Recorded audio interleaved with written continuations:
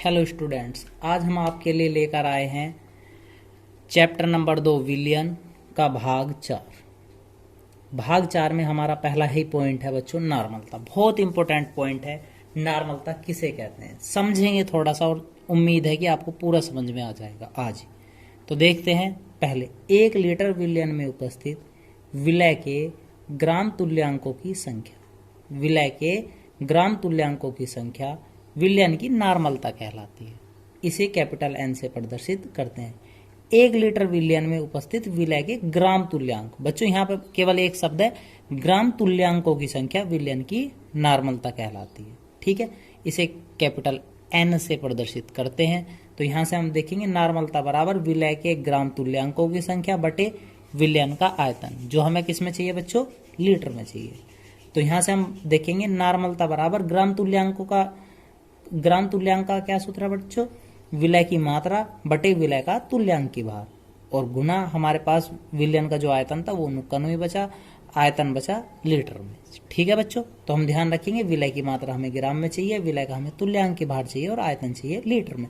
अब तक हम यहाँ नोट कर पा रहे थे, यहाँ पर हमारे पास अणुभार आवे था और हम सीधा सीधा अणुभार निकाल लेते। तो अब नई चीज आई हमारे पास तुल्यांक की भार। तो बच्चों सबसे पहले हम देखेंगे यहाँ पे तुल्यांक की भार कैसे ज्ञात किया जाता है। ठीक है, तो उसके लिए हमें कुछ नोट की आवश्यकता पड़ेगी।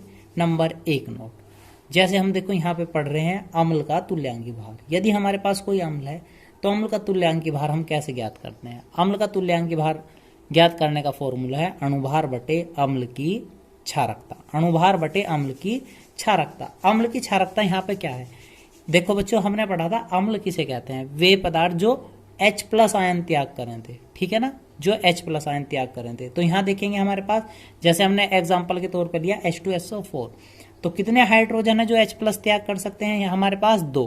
तो यहाँ पे अम्ल की क्षारकता कितनी है, 2। तो यहाँ से हम इसका तुल्यांकी भार निकाल लेंगे। तो H2SO4 का तुल्यांकी भार, तुल्यांकी भार निकालने के लिए H का परमाणु भार कितना होता है बच्चों, 1 गुणा यहाँ पे कितना लिखा हुआ है 2, प्लस सल्फर का कितना होता है 32, प्लस ऑक्सीजन का कितना होता है 16 गुना 4 बटे अम्ल की क्षारकता कितनी है, हाइड्रोजन त्याग करने की संख्या 2। ठीक है, कैलकुलेशन करेंगे, ऊपर वाली स्थिति 98 बटे 2, तो कितना आ जाएगा बच्चों 49। ठीक है, इसी प्रकार जैसे हमारे पास दूसरा अम्ल है HNO3। क्या है बच्चों, HNO3। कितने H है इसके पास, केवल 1 H है, तो कितने H त्याग कर सकता है, 1। ऐसे ही हमारे पास क्या है HCl, कितने H त्याग करेगा, 1। ठीक है, तो इसी प्रकार हम दूसरा पॉइंट है नोट का, क्षार का तुल्यांकी भार। यहाँ भी सूत्र वही है, अणुभार बटे क्षार की अम्लता। अब हम यहाँ देखेंगे क्षार OH कितने हैं बच्चों, यहाँ OH की संख्या है 2, यानी कि क्षारकता किसे कहते हैं, जो OH- त्याग कर रहा था। तो यहाँ पे H की संख्या कितनी है, 2। अब इसका तुल्यांकी भार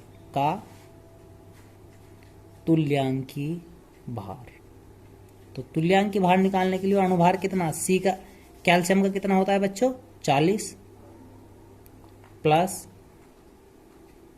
O का 16, प्लस 1 गुना 2 बटे कितना आएगा, बटे में 2। तो 40 प्लस 16 और 1 17, 17 दूनी 34 बटे में कितना हो जाएगा बच्चों 2। तो दोनों को जोड़ेंगे 74/2, काट लिया जाएगा 2 से, 2 तिया 6 37।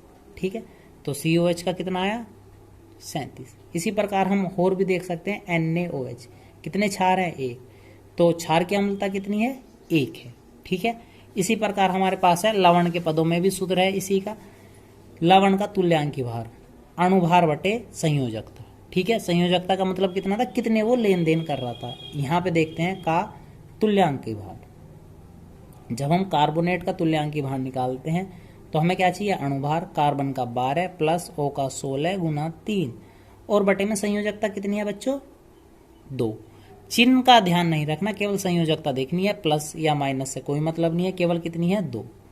तो 12 प्लस 16 तिया 48 बटे में कितना आया 2, तो टोटल जोड़ लिया तो 60 बटे 2, तो कुल मिला के कितना आ गया 30।